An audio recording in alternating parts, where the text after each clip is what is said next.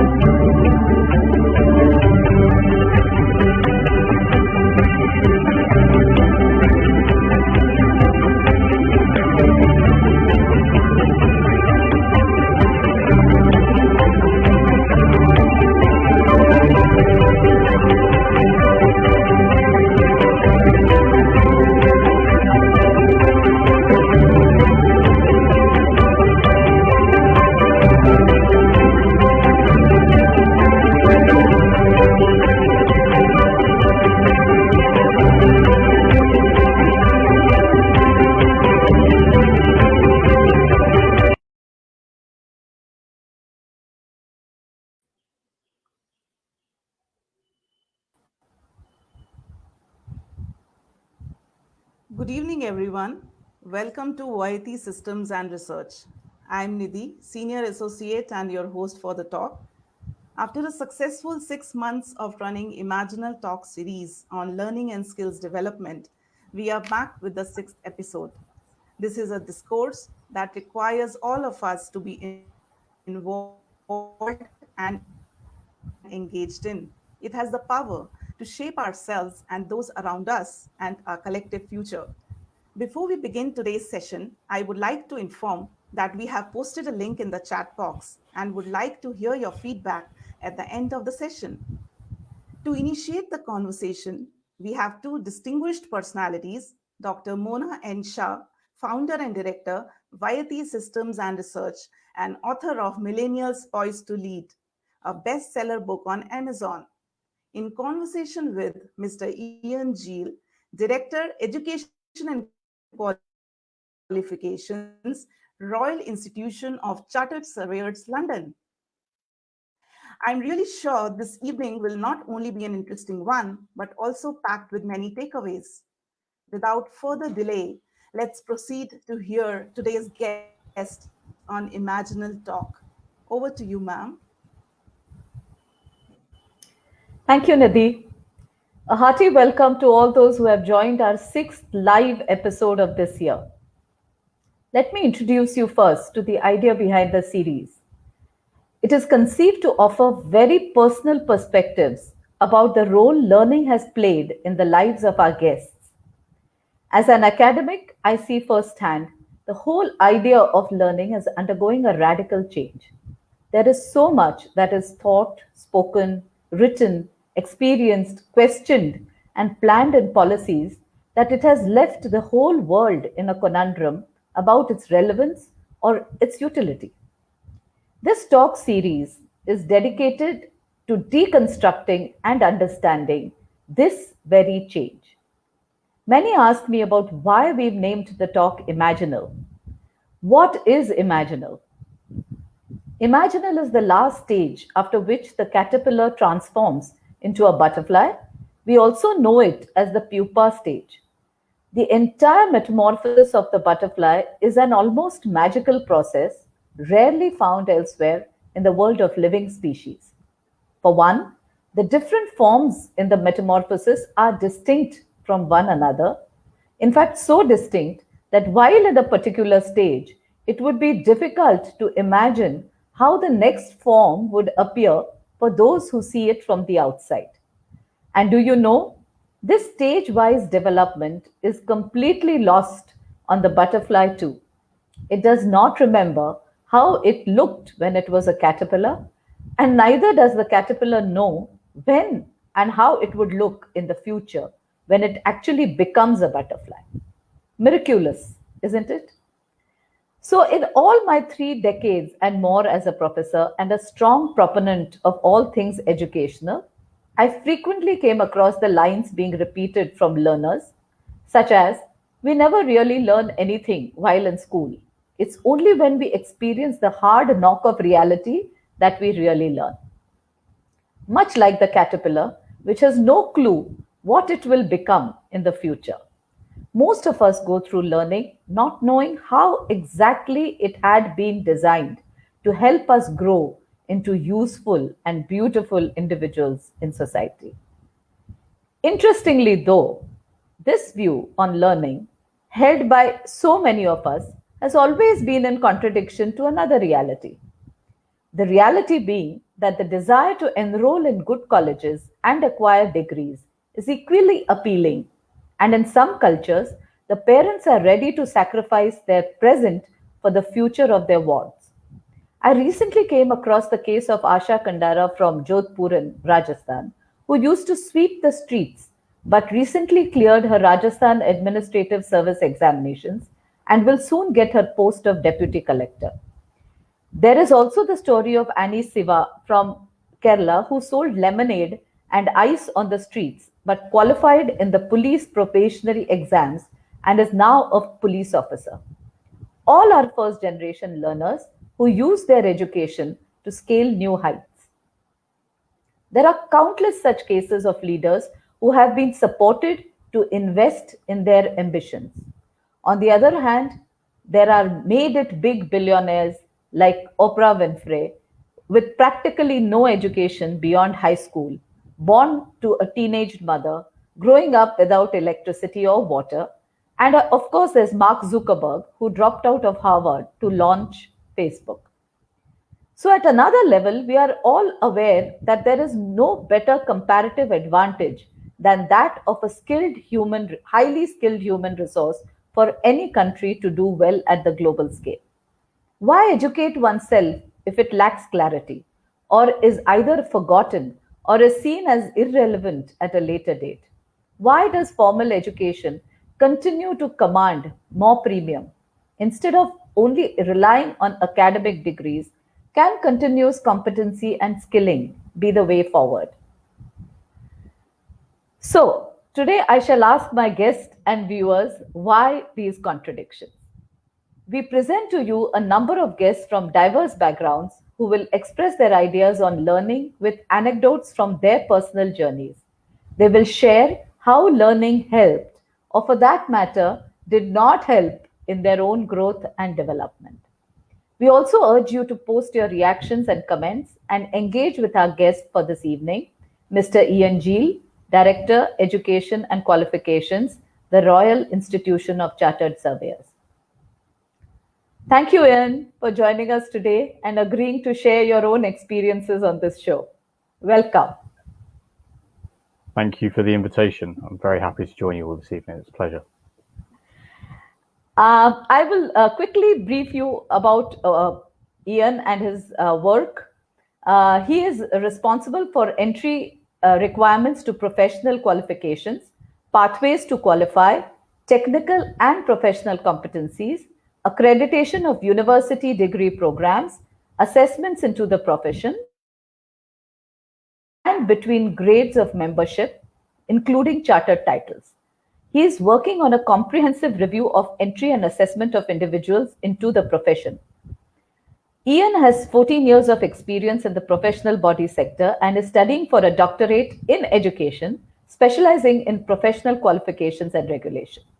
There are a few other things that I know about Ian, which he has, of course, not included in his resume. I know him for the past 3 years now, and I found him to be somebody who's very curious and a person who appears to be on a quest. He is keen to know about different cultures and customs and basically the why of things in general. He's a caring father and a dutiful spouse who agreed upon this date today only after confirming with his wife. To me, this is a very highly appreciable, act that he has.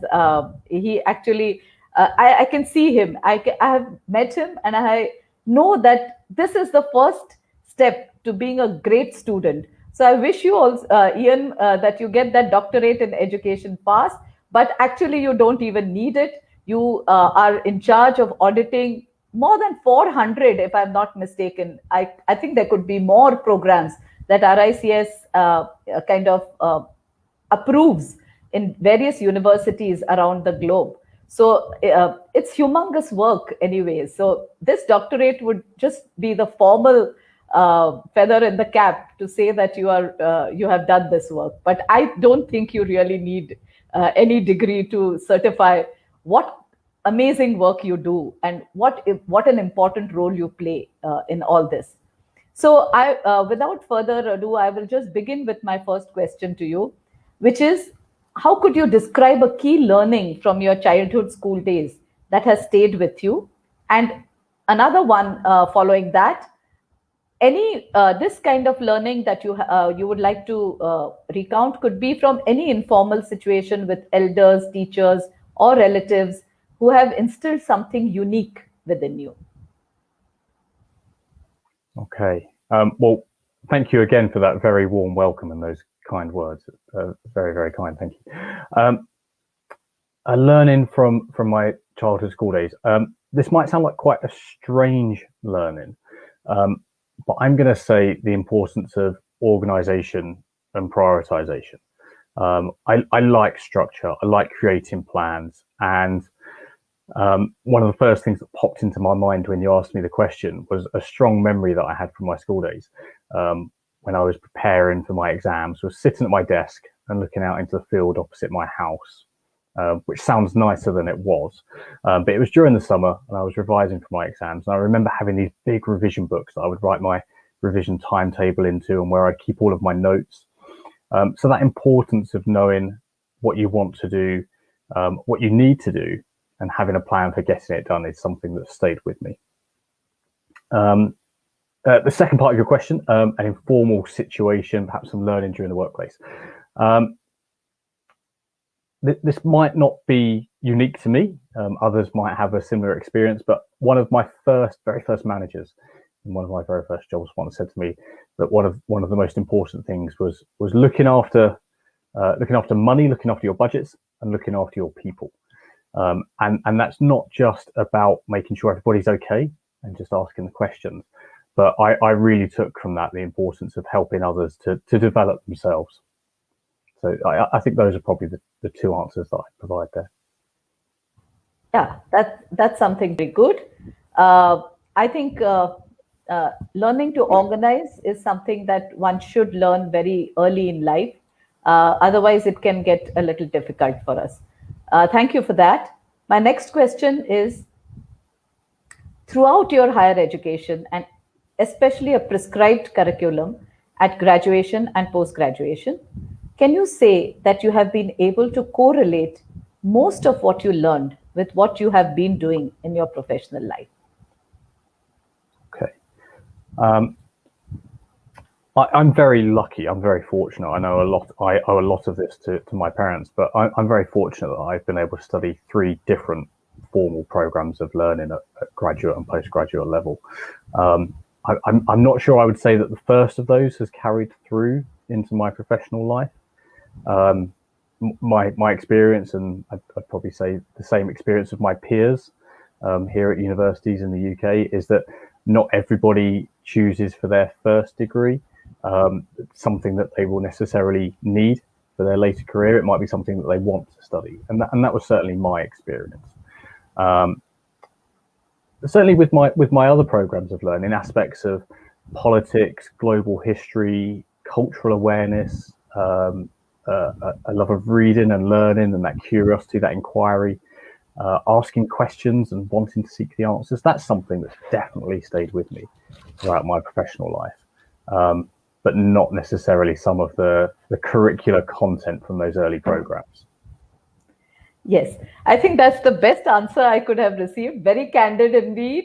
And knowing you, Ian, you can only speak everything candidly. So yes, it's true that we don't really actually follow what we learn in our basic degrees, but we do take with us a few of those things that we have learned. Thank you for that. And my next question then would be, any specific instances that you can share where there's been a mismatch or a complete irrelevance of the curriculum and the actual work that you are now engaged in? So maybe at that time it appeared to you as something very big and something very important, but now in the larger scheme of things, it doesn't seem that important anymore. So if you can just throw some light on that. I think part of the challenge of higher education and curricula at the moment is keeping pace with how things are changing and have changed, particularly in the last 18 months. But those models of education, learning, models of management and leadership, and particularly how we communicate with each other and how we socialize with each other. Those are some things that have had to evolve and will continue to do so.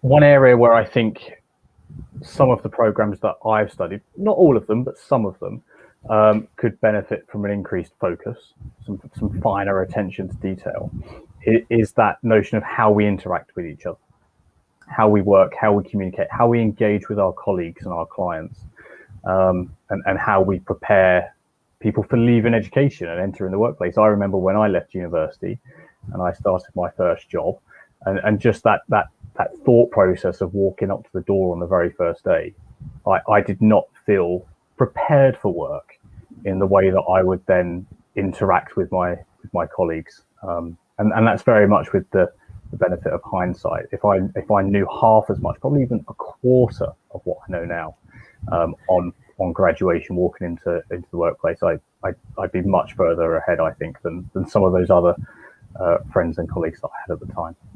Yes, that's so interesting. Yes. I think there has to be something that one does consciously within the institutions, for that to that end. Now the next question is, in your professional journey, as the span of management and job role changed, sometimes perhaps you had more a bigger team working for you, a global team, or sometimes you had more work within the work that you were doing and a different kind of duties that you perform. Did you entirely drop some competencies? And if so, which were these? And another question to this is, along the way, therefore, did you add specific skills? And the corollary to that is, did you acquire these new skills through either education, training, or you just acquired them organically? Okay. I think when I reflect back on my career, my roles so far that I've had since I graduated, I think I can see different approaches as to how I worked with colleagues and teams. And when I think about a list of management competencies, and we could write those down, we could find them on the internet. But when I think about what those might be, most of them will probably still be relevant. I think one that's probably ebbed away a little bit, maybe more than just a little, and maybe this is a hope rather than it's actually ebbed away, but is training or supervising others. So providing that clear direction on how something should be done, because that's an individual opinion, that's an individual view on how it should be done. And we all know there are many different ways to undertake a journey to reach the same destination. And I hope that others will reflect on, certainly that's how I feel that I've changed and evolved and grown over the years, that I'm much less concerned, and maybe focused is a better word, much less focused on how an objective or how a task should be achieved. And that the emphasis should be on making sure everybody understands the importance of the objective, understanding what needs to be achieved and why, those broad parameters, what support is available. I think that's something that's incredibly important from managers and leaders, supporting colleagues, supporting teams, helping people understand what delegations are available to them, what it is within their decision-making remit to decide, what controls they have, how empowered they can be to achieve something themselves, how empowered they can be to find their own way, to find their own ideas. I think that's something that hopefully I've dropped, but we'll have to ask those that I work with whether that's the case or not. Something that I've picked up along the way. Something that I personally feel I've always struggled with, and I was very aware of this early on in my career, and particularly after I graduated from university, having spent many years, not just at university, but living in a university city, was public speaking. I remember being particularly nervous when I first started working, and at one point, and I can't remember exactly when, but I remember being on the stage. I was asked to present at a conference, and we all know the process that we would go through to prepare ourselves for that. But just as part of that process, I knew that would be an area that I'd need to develop. So I think that's something that, whilst there are courses and tools and techniques, I'd say that's something that I've picked up organically from talking to, from observing others, and from observing myself as well. I don't like watching videos or recordings of myself being played back, and I'm sure that goes for others too. But those are probably some of the things where you can learn the most, from evaluating your own performance and reflecting on how you yourself have done things. This is, again, something very interesting. This also shows how much you care about how you present yourself to the world. I think I can understand this because when we are in B school and we are training our students, we do these mocks with them. We make them stand in front of us and we make them speak, and we try to kind of get them ready to be doing performing this role once they are out. So, but doing this all by yourself, learning that I think is a very important because if it is only supervised, it never really comes that way. But as you said, if you looked at your own videos, you then controlled your non-verbals and stuff like that. That must have been really something that I would pick up if I was a student all over again. Thank you for that. So, my next question is, what particular technical and non technical skills are needed for professionals in the built environment? And this question comes from the fact that you are seeing literally thousands of students all over the world who pursue some degree or the other in the built environment, and you can see how they are performing indirectly through their academic excellence and stuff like that, attainment, and even the quality of what is taught to them. So this question becomes very important, and I would really like to hear from you about this. Okay, that's a really broad question, particularly because the built environment covers so many different technical and specialist disciplines. So here at RICS, we have 11 competencies that are mandatory for all professionals. But then there's a different balance, a different breadth and depth of competency experience, different depth of knowledge levels of skill or experience that are required across the different disciplines within land, real estate, built environment construction, and valuation disciplines. And across all of those, we have over 120 different competencies, different skill areas, and that dynamic, that agility within the learning of those professionals is reflected at university level as well.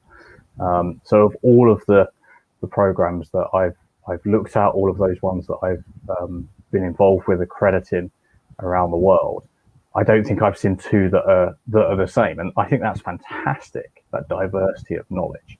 I don't think I've seen two that are the same.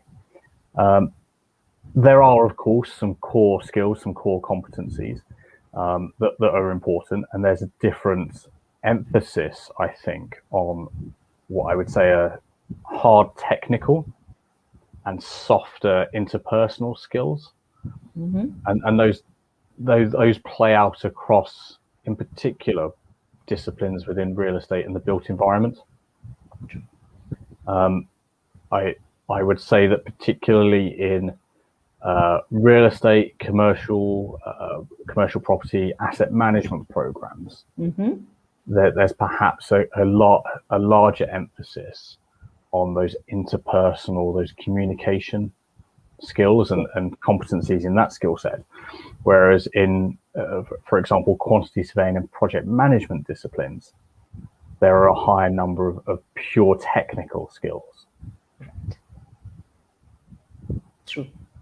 Yes, that's something very important to note. Now, I would like to focus on, some of the skills in built environment that have changed over the past decades. So there are a few things that have become pretty important now in terms of our emphasis on ethics, for instance, and this comes out of the fact that resources are pretty, pressured all over the world with the kind of population we have, more than 7.5 billion people on this earth.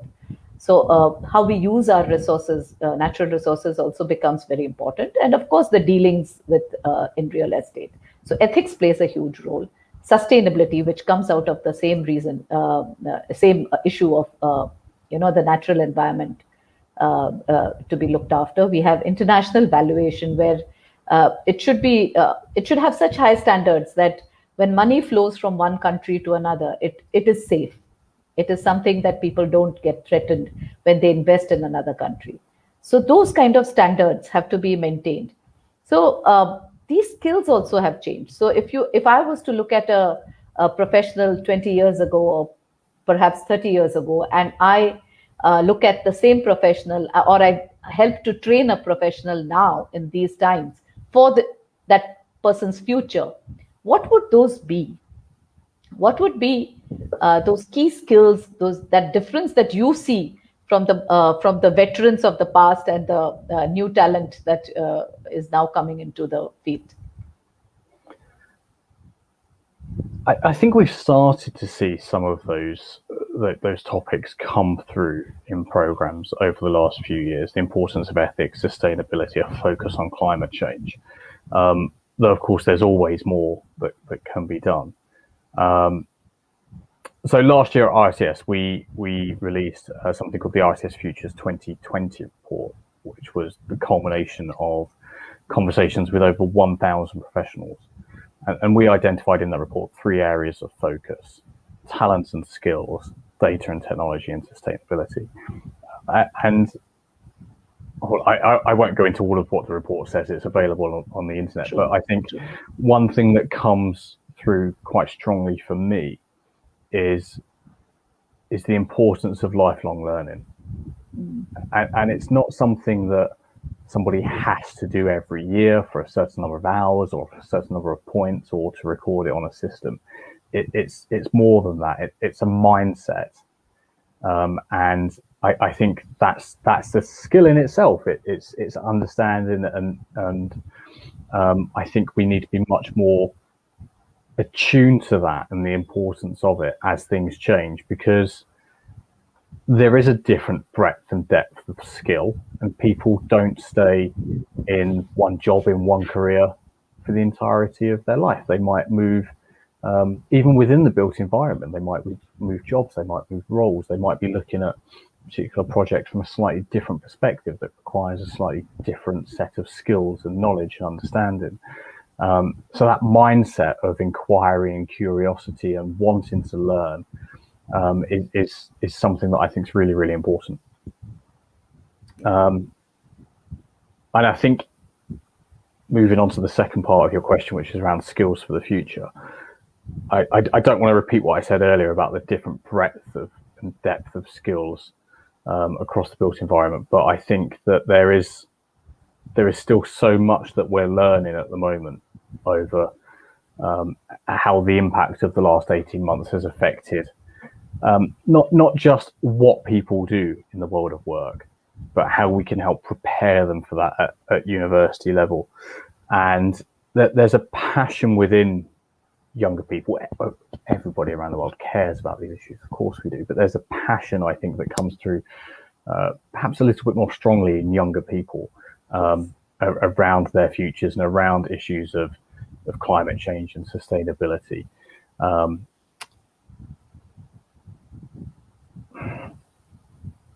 So I don't think it's that we don't know the questions to ask. I think we do know the questions that we need to ask. I think it's that we don't have the answers yet because we're still learning. That's right. And particularly within built environment professions, and something that I'm concerned with and the education and qualifications team at RCS are concerned with, is about how do we support and how do we prepare professionals for those challenges in the future. And that's why later on this year, we'll be asking members of RICS and other professionals, what are the skills? What are you seeing in your day-to-day jobs and roles, and how is that changing, and how can we help? Yes, I can fully understand, because there's so many activities such as surveying. Like if you take a country like India, surveying is still done most of the times with the total station and with at least two humans around that station and measuring. But with drones and with all this available, we don't really need those humans. But then what does a country like India or any other highly populous country in Asia really do with those people who are trained for this? So it's really, I understand, a very huge question, and we really need to put our heads around it. You're right. Thank you for that. And I can go to the next question with your permission.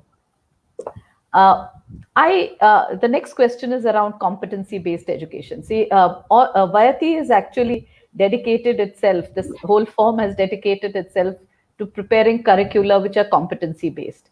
And for someone like me who has come through the mental moral sciences, from a social science background in the university departments, that's what it is called, the mental and moral sciences.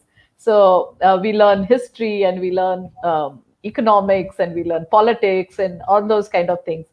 So coming from that background and coming into a workplace which was very professional skills oriented, like technical skills, engineering and management, and so on and so forth, I feel that there's a lot of things that competency based education can do to improve employability, to actually ensure that we get a better job and we do better in life using those skills. So, where would you see the future of this in the development of the human resource? I mean, there is globally everything is written every time they say it should be competency, but what really you as a first-hand person who actually works on these programs, what do you think are those very, very key areas which can help to develop the human resource? Some thoughts on that. Oh, that's a really interesting question, and I find myself slightly struck by it a little bit, having studied politics and history and arts programs at university myself, and now working in a role which has a very strong emphasis on competency-based education.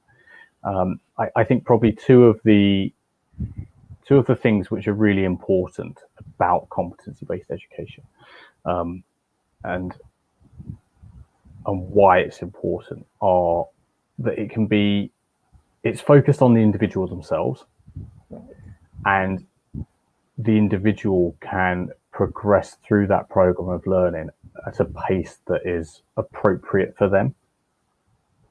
And I think those are two things that perhaps more traditional modes of education, where everybody moves through particular modules or units or a time period sense of the curricula at the same pace, right, doesn't always allow people to develop themselves in the way that's right for them. So focusing on the individual and supporting them through the program at a pace that works for them, I think are two really important things around competency-based education. I think how that then can help develop us and develop our capabilities is when it comes to the assessment process and the assessment of those competencies. That assessment can be again tailored to the individual. That's right. Yes. And if there's anything that education is here to do, it's to help get the best out of us. True. Oh yes, so well said. Yeah, that's right. And that's exactly what in some cultures we face that problem where we come out as a factory product. Everybody is studying the same thing and by rote. And really, what you said, that it's not paced out. It is not taking into account the individual's desire, willingness, ability to learn. And I think competency based can be done like this through upskilling, perhaps, or reskilling, and all those ways. Thank you. So I would like to ask you, how important is training in ethics? Do you actually feel that we need to be trained in ethics? That's really the essence of the question. In view of the judicious use of natural resources, transparency in dealings, fairness and equity standards, can these be taught, or do you think they are learned by the individual as he or she progresses and thinks through things through experience? These are very good questions, aren't they? Trained in ethics? No, I think is my instinctive response to that. I think we can impart theories and concepts and principles that encourage people to ask the right questions at the right time when it presents itself before them. But I don't think we can train somebody to be ethical. It's important, of course it is. And I think part of the challenge is that different economies and cultures are not always in the same place. That's right. Yes. You mentioned natural resources, and some economies rely very heavily on natural resources, and built environment professionals have a role to play and a responsibility to provide advice and the analysis of different options and professional judgment to their clients. That's right. But Yes. that then creates an imbalance, perhaps, between what might be appropriately ethical and what might be legal. Right. Yes. Just because something is legal, it doesn't automatically make it ethical. And because something might be considered unethical, it doesn't automatically make it illegal. That's right. Yes. And that's where laws in most countries perhaps have some catching up to do, perhaps with the issues of climate change, sustainability, That's right. Data governance and professional ethics. Yes, that's true. That's very powerful. Thanks for that. So, logically, that comes out of another question that comes out of this is, what are some of the important competencies in maintaining quality in education and training? So, something that, let's say, university departments must have, because quality is something that is managed prior, a priori, before it is actually delivered to the student who then absorbs it through the learning system.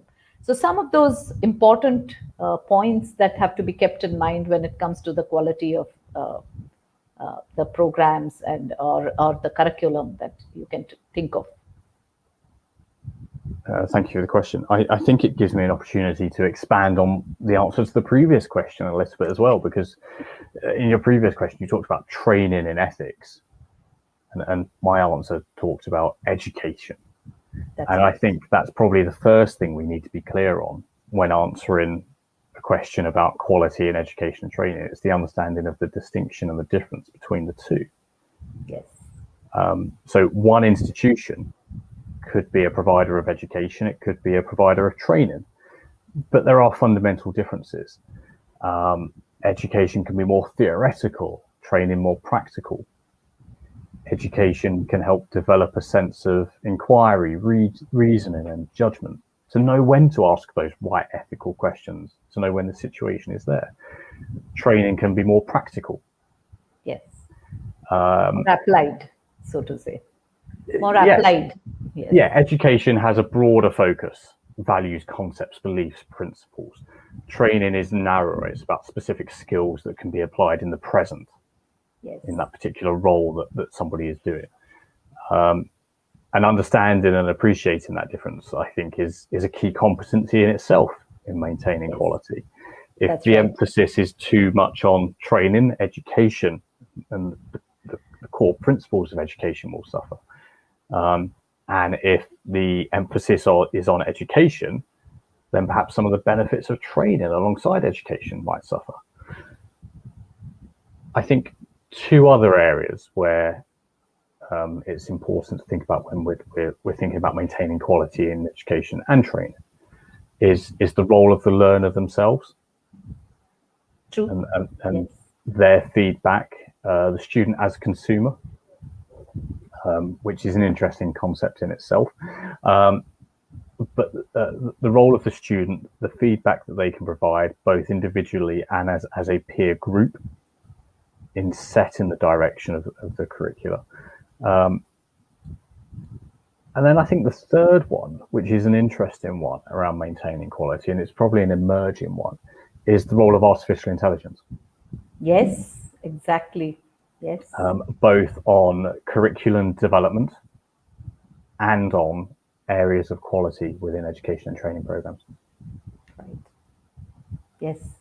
Oh, that's something I think that would require a whole new dialogue with you on how it would affect education. So, and already time is kind of running out, and I still have, I think I have probably some audience questions also. So I should come to the last part of my,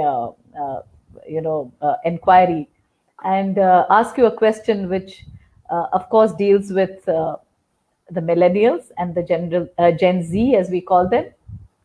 Your thoughts and your take on which key attitudes and skills would they need going forward, and why do they need to inculcate those? Okay. Let's start with an easy one, professional conduct and ethics. We've mentioned that before.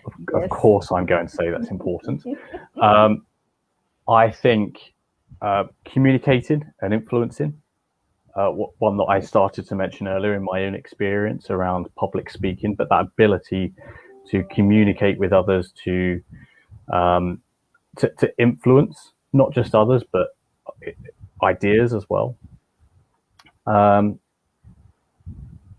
Let's stay with working with people, developing people, teamwork and team building, collaboration. Emotional intelligence, I think, is really, really key. And one that I think follows on from something you mentioned earlier, is in the context of data and technology and what do we do? Analytical thinking, problem solving, analysis of different solutions, and deciding on which one and why. Right. So I think I had 5 things there, didn't I? Communication, influencing, emotional intelligence, ethics, professional conduct and ethics, developing people, team working, and problem solving and analysis. That's right. There's 5. Wonderful. Wonderful. So I think I will now begin the wrapping up. Thank you, Ian, for your very candid responses. Because every talk talks about the guest and his or her ideas, and we come away with a lot of learning. So this kind of honesty in trying to tell us how education helps, or as I said, does not help, becomes very important to even question ourselves and what we are learning and what we need to actually learn going forward. So I can summarize what you have said, which are those few skills that have enabled your personal and professional growth. And you started right in the beginning with your need for organizing and structuring things. And I could see that very much when I worked with you. And you were always very well prepared, and everything went by sequence. And I kind of liked that very much. So you started with that, and that's what you learned. And afterwards, in the informal way, you actually decided that you have to keep on learning. So your lifelong kind of pursuit of learning is something that is standing you in good stead. Then, of course, you have spoken a lot about those technical skills that are required, and with the impending AI,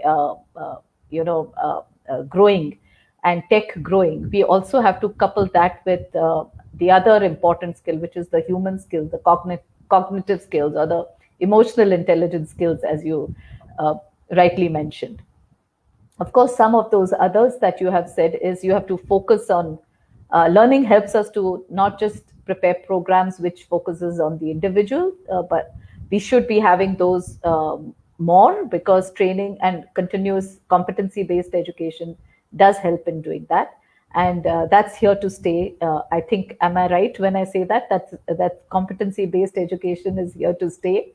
And that kind of not just the earlier basis of knowing more, questioning more, the whole thing about why the world is here, why am I here, and how does it function. The big questions are not what is enough, but yes, those smaller questions also make an important part. So thank you very much.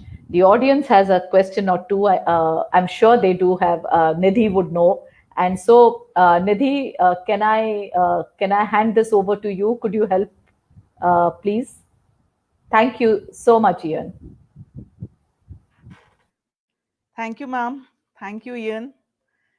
It was indeed a very interesting and very wonderful session. As in, we should think about what we do on the work in the workplaces.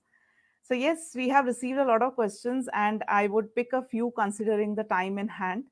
I would also like to thank the audience for their wonderful and very motivating compliments that we have received throughout the talk. And it certainly pushes us to keep it going. So, the first question that we have received is from Mr. Sandeep. I would like to post it over here. Just give me a minute.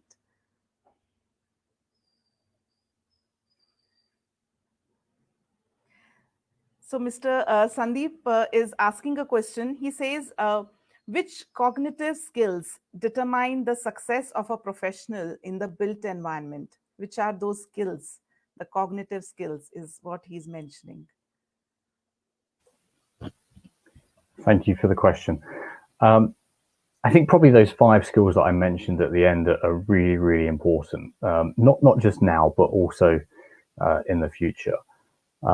If I could add one to that to try and help answer the question, add a little bit more to it, I think probably an openness to different ideas, diversity of thought is particularly important, particularly when we're working with individuals from different teams and from different cultures internationally as well, which is something that I'm very fortunate to do here at RICS. But that diversity of thought and that openness to different ideas, I think that's something that's really important for people to be successful in any career, not just in the built environment. Thank you. Thank you so much, Mr. Ian. There is one more question that we have.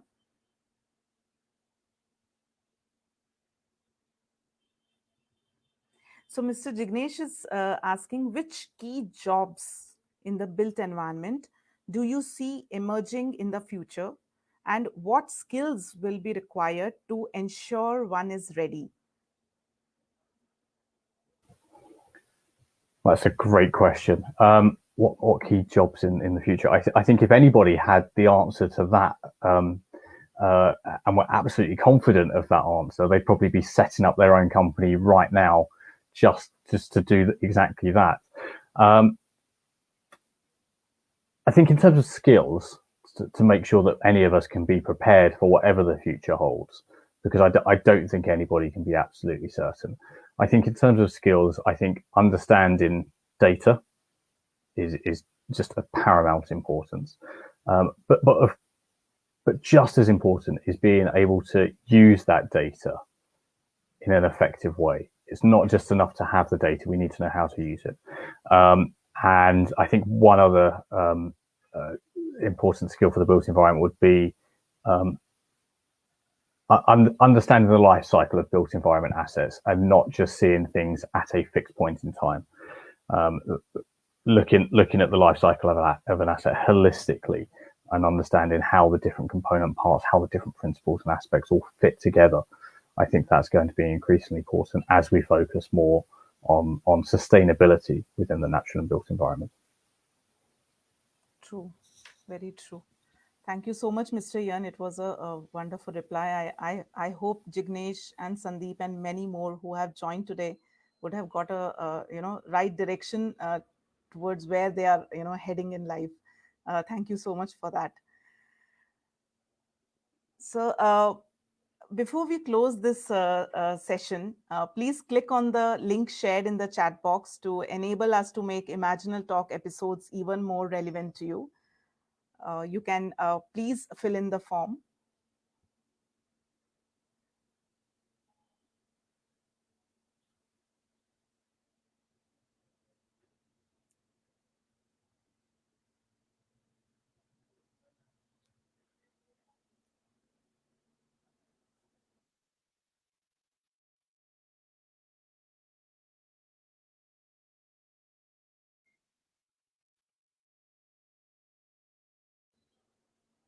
With this, we have come to the end of this episode. All those viewers who would like to have a certificate of attendance may please leave their email addresses in the chat box. For all those who have missed the session today, the talk will be available on VSAR Imaginal Talk Series on Learning and Skills Development YouTube next week. Please like, follow, and subscribe to the Imaginal Talks on YouTube and Imaginal Blogs on Vayati Systems website. Uh, Thank you once again, viewers, for joining us today and engaging with us through comments and questions. Signing out and looking forward to having you once again in the episode with yet another distinguished guest. Bye for now and stay with Imaginal. Thank you so much. Thank you, ma'am. Thank you, Mr. Ian. Thank you.